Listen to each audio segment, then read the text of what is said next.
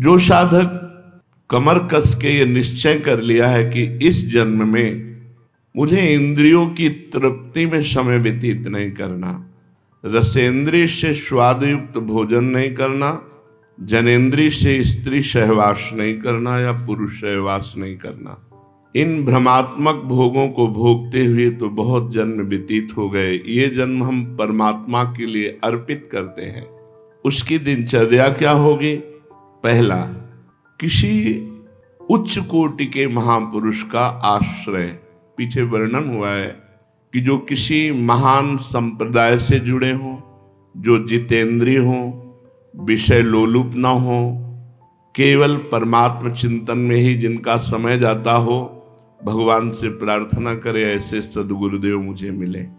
सदगुरुदेव की शरण लेकर के फिर पहला उनकी आज्ञा में अपने जीवन को समर्पित करना।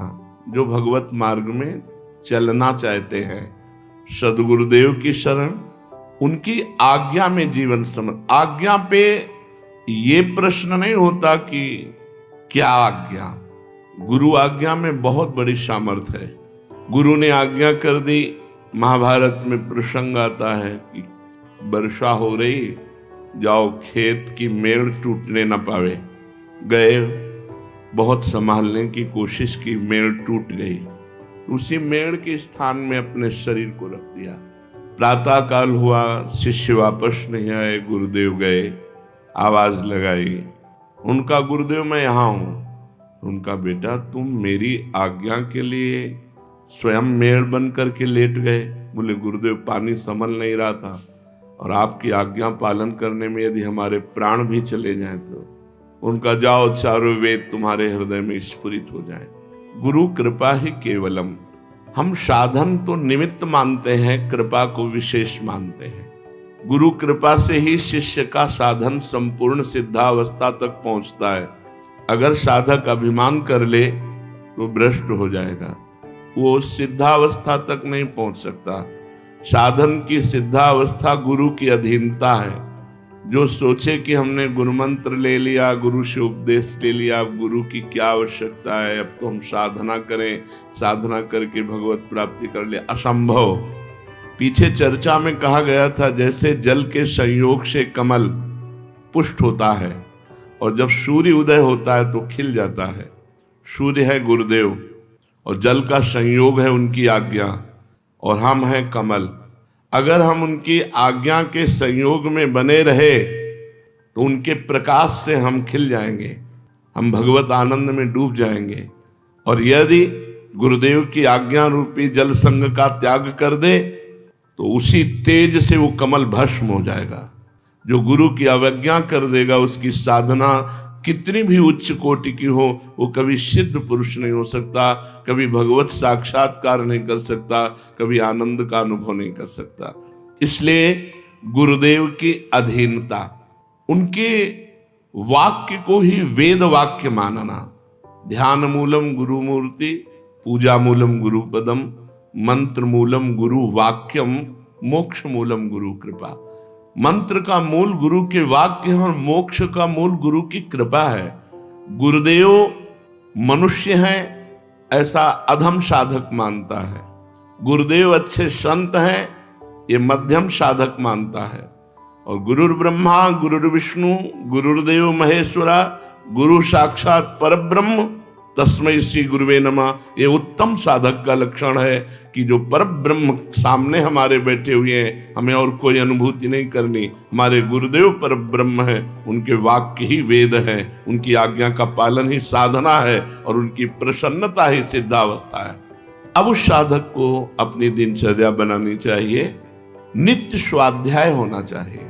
वेदो नित्य मधीयताम, शास्त्र आज्ञा करता है वेदो नित्य मधीयताम, वेदों का नित्य स्वाध्याय होना चाहिए साधक को। अब जो संस्कृत नहीं पढ़े तो वेदों तक कैसे पहुंच सकते हैं? तो वेदों को ब्रह्म ऋषियों ने हिंदी शब्दों में भी अपने अपने वाक्यों में भी बोला है, तो वेद वाक्य ही है। संतों की वाणी का रोज स्वाध्याय करना, सत्संग सुनना, शास्त्रों का स्वाध्याय करना, जैसे श्रीमद् भगवत गीता जी है, श्रीमद् भागवत जी हैं, बहुत सरल भाषा में गोस्वामी तुलसीदास जी ने रामचरितमानस है और बड़े बड़े महापुरुषों के वचन हैं, वो सब जब एक धरा है, उस स्थिति में जब महापुरुष पहुंचते हैं तो सबके वाक्य एक ही जैसे मिलते हैं। शब्दावली अलग हो सकती है, भाषा अलग हो सकती है, लेकिन स्थिति सब में एक ही हमने पाई। चाहे वो गुरुवाणी जी हो, चाहे महावीर स्वामी के वचन हो, चाहे वो आद्य गुरु भगवान शंकराचार्य के वचन हो, सब उसी परमात्म तत्व की स्थिति में पहुंचे हुए महापुरुष उसी का वर्णन करते हैं। सब महापुरुषों का एक ही सार विषय है, शरीर का राग मिट जाना, इंद्रियों को वश में कर लेना, मन को परमात्मा में लगा लेना, हो गई परमात्मा प्राप्ति। विषयों में लगा हुआ मन बंधन का कारण है और परमात्मा में लगा हुआ मन मोक्ष का कारण है। तो साधक की दिनचर्या में वेदो नित्य मधीयताम, शास्त्र का स्वाध्याय नित्य होना चाहिए। जैसे अपनी वाणी है श्रीमद चतुरासी जी 42 लीला, ये जो भगवत लीलाओं का गायन करने वाले हैं, इनका तो गायन किया ही जाए, लेकिन सिद्धांत जरूर पढ़ा जाए।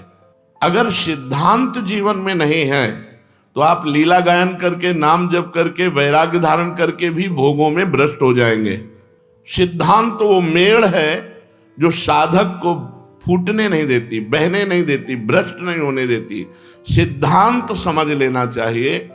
बिल्कुल एक श्लोक में हरिवंश महाप्रभु सिद्धांत का वर्णन, एक दोहे को मान लो तो उसी से काम चल जाएगा।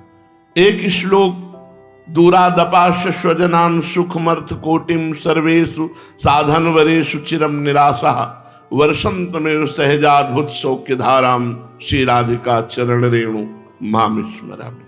पारिवारिक जनों से दूर रहो, सीधे आदेश है।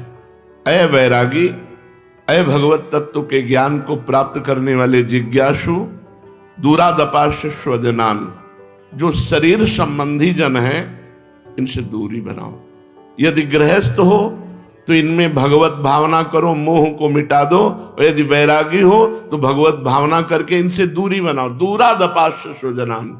अगर कोई कहे कि फिर मातृ ऋण, पितृ ऋण, ऋषि ऋण, देव ऋण, ये भगवत प्राप्ति होते ही सारे ऋणों से वो जीव मुक्त हो जाता है और उसके माता पिता परिवार सबका कल्याण होता है। इसलिए सबका कल्याण के लिए अपने को निर्मोही बनना होगा। दूरादपाश स्वजनान। परमात्मा के सिवा, गुरुदेव की आज्ञा के सिवा, गुरुदेव के सिवा हमारा कोई नहीं। असंगोयम पुरुषा, मैं असंग हूं, मेरा कोई नहीं। पहले दूरादपाश स्वजन, ये जो घर परिवार से वैरागी होकर के मिलना, तो पूर्व मोह को, जो अंदर हमारे संस्कार, उनको जागृत करना, तो फिर चिंतन किसका होगा। सरल भाषा में गोस्वामी तुलसीदास जी ने इसी बात को कहा, जननी जनक बंधु सुत दारा, तनु धन धाम सुहृद परिवारा, सबकी ममता ताग बटोरी, मम पद मनहि बांध बर डोरी।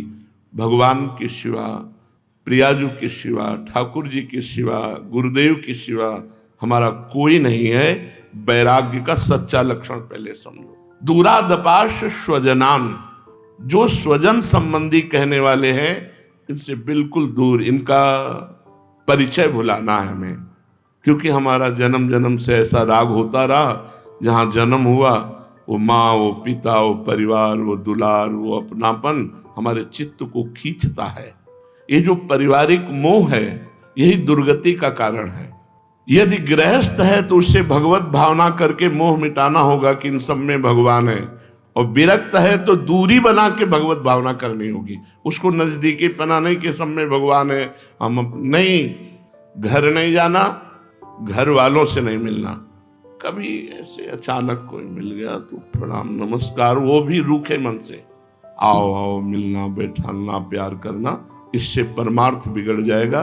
सिद्ध पुरुषों की बात अलग है। साधक को बिल्कुल इस आज्ञा का पालन करना चाहिए। दूसरा, सुखमर्थ कोटिम, रुपये के द्वारा प्राप्त होने वाले सुखों का त्याग। यदृच्छा लाभ संतुष्टो द्वंद्वातीतो विमत्सरः।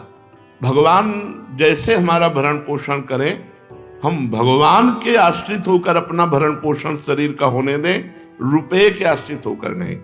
अगर विरक्त होकर के रुपए के आश्रित हमारा भरण पोषण होता है या रुपए वालों के आश्रित होता है, परमार्थ नहीं बन रहा। पेट भर लो, वीआईपी व्यवस्था में रह लो, आपका परमार्थ नहीं बन रहा। महलों में राखो चाहे झोपड़ी में वास दो, बैरागी संतों की ये स्थिति रहेगी। कभी महलों में वास कर रहे हैं, कोई महलों में ले गया, कभी फुटपाथ में वास कर रहे हैं, कभी कोई चंदन माला चला रहा है तो कभी कोई जूता भी चला दिया, कोई फर्क नहीं। कभी कोई गाली भी दे दिया, मारपीट भी दिया तो भी उसका मंगल किया। तुम्हारा मंगल हो, भगवान तुम्हारा कल्याण करें, तुम्हारा मंगल हो। कभी उनसे द्वेष, साधु बहुत बड़ी स्थिति होती है। तो सुखमर्थ कोटिम, रुपए का आश्रय नहीं अंदर से होना चाहिए, आश्रय भगवान का होना चाहिए। तीसरा, शरीर राग, सर्वेषु साधन वरेषु, इसमें शरीर राग छिपा हुआ है। मैं साधना करता हूं, इस साधना के बल से भगवत प्राप्ति करूंगा, इसमें भी अहम ग्रह है। अहम है, अहम होने के कारण वो भगवत प्राप्ति नहीं कर पाएगा। इसलिए साधन तो हम कर रहे हैं, पर गुरु कृपा का आश्रय है, गुरु कृपा से कर रहे हैं, भगवत कृपा से कर रहे हैं। हमारा जो साधन बन रहा है, मुझे इसका बल नहीं है, मुझे गुरु कृपा का बल है, भगवत प्राप्ति का। 3 बातें हरिवंश महाप्रभु ने कही। सबसों हित निष्कामति श्री वृंदावन विश्राम, श्री राधा वल्लभ लाल को हृदय ध्यान मुख नाम। सबसे हमें व्यवहार करना पड़ेगा, मनुष्य जीवन है, मिलेंगे भगत जगत सब, लेकिन सबसे हमें निष्काम मति रखनी है। हमें कोई चाह नहीं करनी किसी व्यक्ति के मिलने से, किसी से प्रेम से व्यवहार करने से मेरे अंदर ये चाह ना पैदा हो जाए कि ये व्यक्ति हमें कुछ दे या देगा। ऐसा हमारा व्यवहार नहीं होना चाहिए यदि भगवत प्राप्ति करनी है। सबसो हित लेकिन निष्काम मति, सब जीवन सो प्रीति, व्यवहार में सबसे प्रेम व्यवहार से बोलेंगे, लेकिन रीति निबाह तापनी, हमारी रीति है, हम तुमसे कोई चाह नहीं करेंगे। अचाह होकर व्यवहार करना,